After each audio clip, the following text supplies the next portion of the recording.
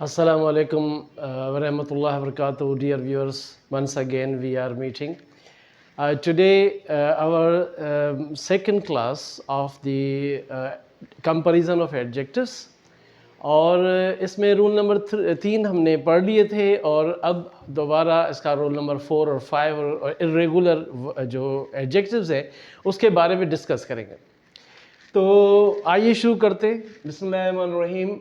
Lecture number 18 है। Rule number 4 ये है कि पॉजिटिव, अगर कोई पॉजिटिव वर्ड है जो कि किसी सिंगल कॉन्सोनेंट पे ख़त्म हो रहा है और उस सिंगल कॉन्सोनेंट से पहले एक हल्का सा शॉर्ट वॉवेल आ जाता है, ये पॉजिटिव की डिग्री में होता है।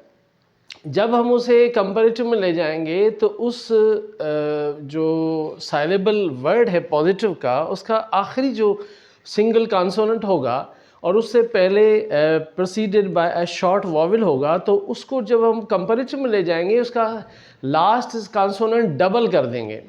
एक दफ़ा फिर सुन लीजिए कि रूल नंबर 4 में positive ends in a single consonant. अगर कोई पॉजिटिव वर्ड जो है एडजेक्टिव, उसके आखिर में एक सिंगल कॉन्सोनेंट आता है। कॉन्सोनेंट का मतलब जो वॉवेल नहीं है। मिसाल के तौर पे RED, रेड में डी कॉन्सोनेंट है।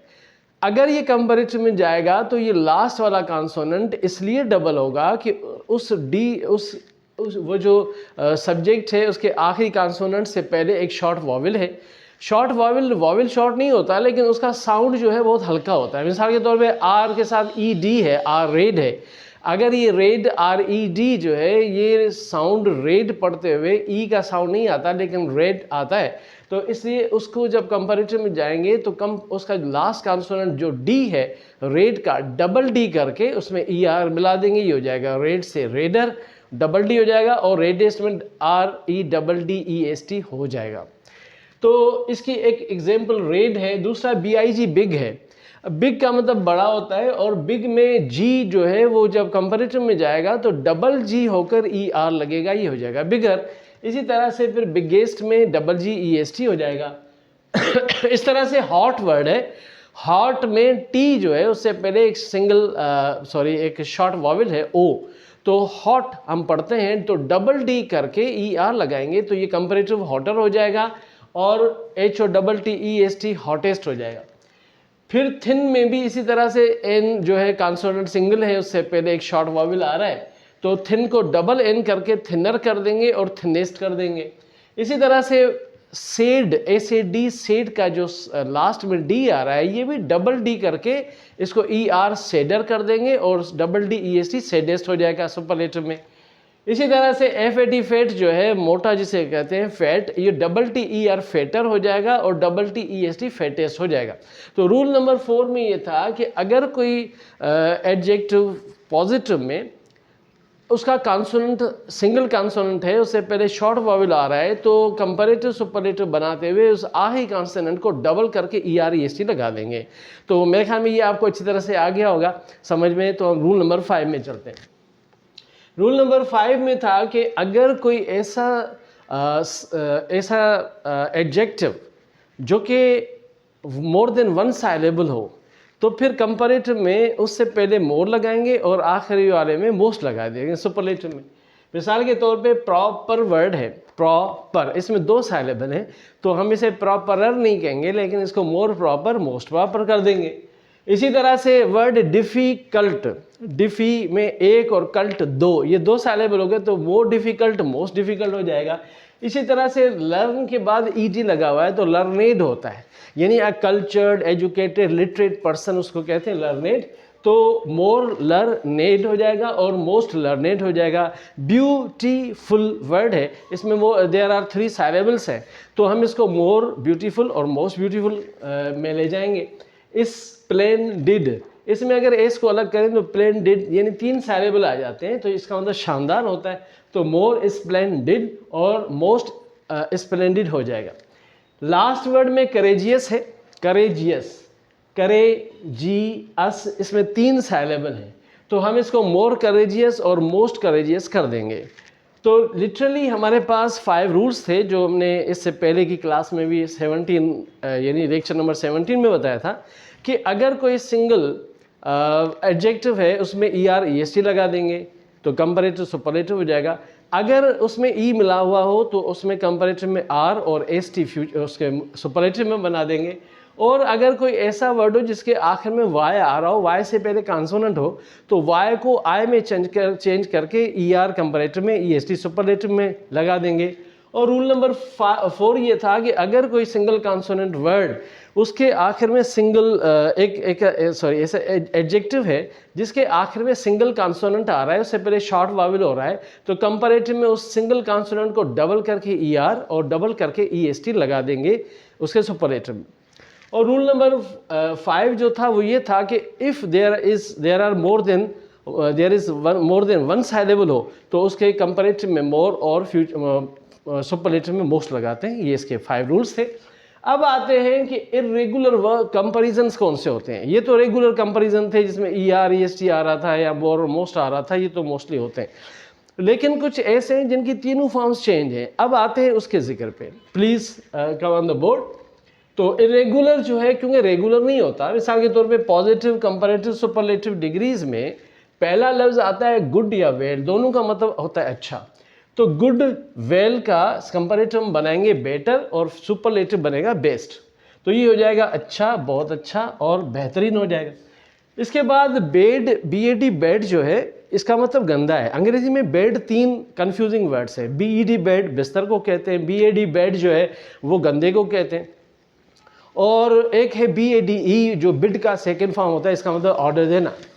तो BAD बेड, इल और इविल तीनों बेड के मीनिंग में आते हैं। तो ये पॉजिटिव में इसका जो अगर बेड को ले लें तो वर्स इसका होता है, यानी ये बुरा, ये बदतर, तो वर्स्ट हो जाएगा बदतरीन।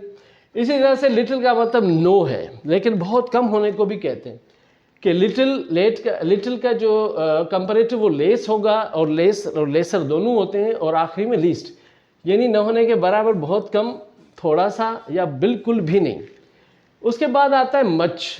अच्छा देखिए, एक होता है मच, एक होता है मैनी। ये दोनों जो है ना ये एडजेक्टिव है। अब मच क्वांटिटी के लिए इस्तेमाल होता है, लेकिन इसका कंपैरेटिव सुपरलेटिव मैनी जैसा ही है।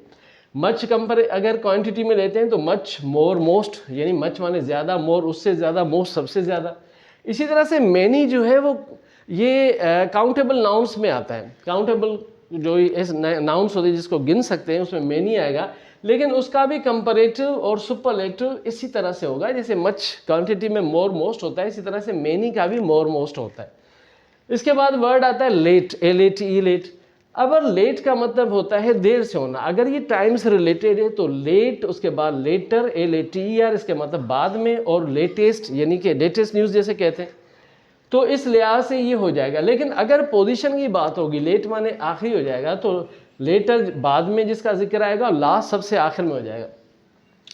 अब ये जो LATTER है लेटर, इसका दूसरा वर्ड होता है फॉर्मर।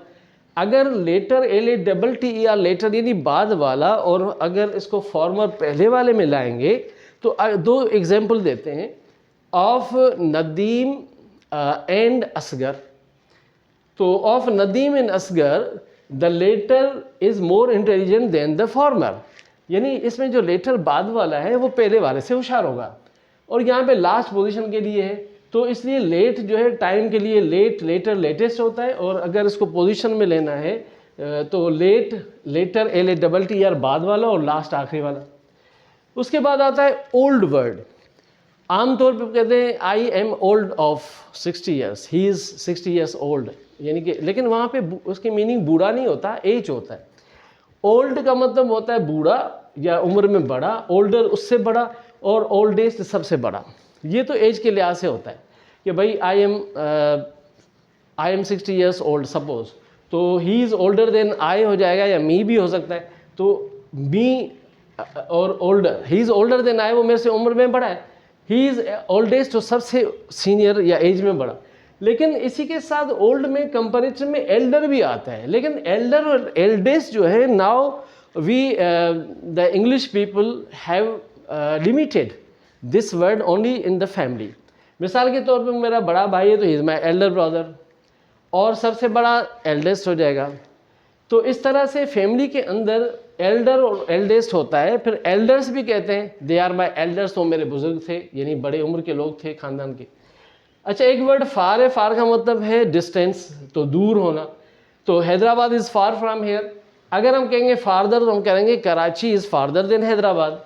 उसके बाद सबसे ज़्यादा तो इस्लामाबाद इज़ द फारदेस्ट, यानी फार दूर होना, फारदर उससे दूर हो जाना, और फारदेस्ट सबसे दूर हो जाना। सुपरलेटिव में सबके साथ द लगता है।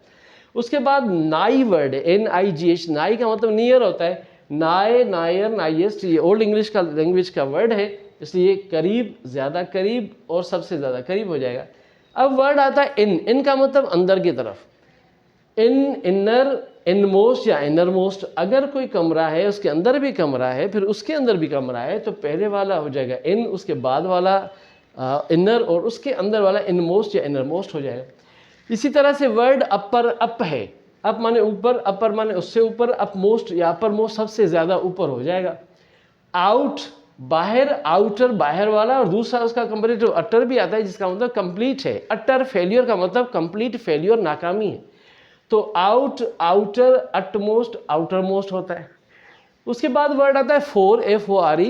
तो ये फोर का मतलब अहेड होता है, आगे की तरफ। जैसे फोर हेड पेशानी है, तो ये सर का अगला हिस्सा है, आगे है तो फोर। तो अगर फॉर्मर से कहें, FORMER, अंग्रेजी में फॉर्मर भी दो हैं according to Syed Saadat Ali Shah in the book the exploring the word of English में। तो फॉर्मर एक FOR होता है, एक FARMER होता है। फार्मर FARMER तो नाउन होता है, इसका मतलब किसान होता है। लेकिन FORMER फॉर्मर माने पहले वाला, the former prime minister of Pakistan former prime minister of Pakistan Benazir Bhutto साहब। फॉरमोस्ट माने सबसे आगे, मोस्ट इंपॉर्टेंट, और फर्स्ट माने सबसे आगे। तो ये जो मोस्ट इरेगुलर थे, इनके तीनों वर्ड्स चेंज होते हैं। अच्छा, इनका यूसेज जो है वो भी इस तरह आएगा कि जब आप इसको अच्छी तरह से याद कर लेंगे, और जब आप इसको अच्छी तरह से याद कर लेंगे और अपनी राइटिंग में देखिए, if you want to intact your English knowledge, तो 4 चीज़ें ज़रूरी हैं in the words of Syed Saadat Ali Shah in his book exploring the word of English में, कि सबसे पहले रीडिंग है, फिर राइटिंग है, फिर स्पीकिंग है, लेकिन सबसे ज़्यादा मोर देन 50% वो है लिसनिंग। तो ये there are 4 ways to intact your English. Okay बेटा, thank you very much, wish you best of luck. Allah Taala की अमान में देते हैं। इंशाल्लाह ताला लाइक कीजिए, और हमारे इस चैनल को आप जितना सपोर्ट करेंगे, थैंक यू वेरी मच। अल्लाह ताला आपको अपनी अमान में रखिए। जज़ाकल्लाह। अस्सलाम वालेकुम।